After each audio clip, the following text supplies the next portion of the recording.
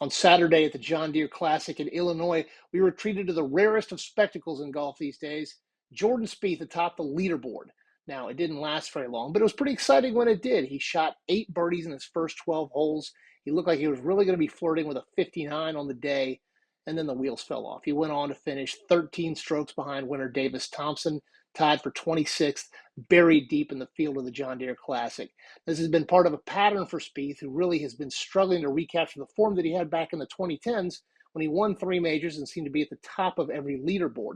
We've spent so much time focusing on Rory McIlroy's struggle to win his next major that we've kind of lost sight of the fact that it's been 7 years since Spieth had that memorable win at the Open Championship at Royal Birkdale. Here's how to put it in perspective. Tiger Woods and Phil Mickelson have both won majors more recently than Jordan Spieth, who was the one-time Golden Boy, former world number 1.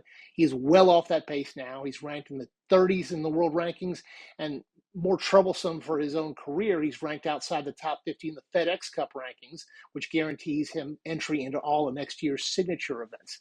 Now, what's gone wrong? A lot of things. For one thing, his putter, which was once his saving grace, has become merely average. His iron play is actually costing him strokes to the field.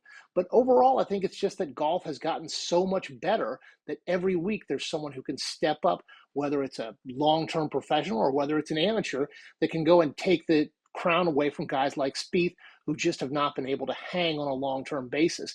Now, Spieth has had trouble in majors. He missed the cut in the Masters, and he finished in the 40s at both the PGA Championship and the U.S. Open. And he was a non-factor last year at the Ryder Cup. He went 0-2-2, only totaled 1 point, didn't have a single win. It is a long, long way from when he was the darling of America, and he seems to be completely lost at this point.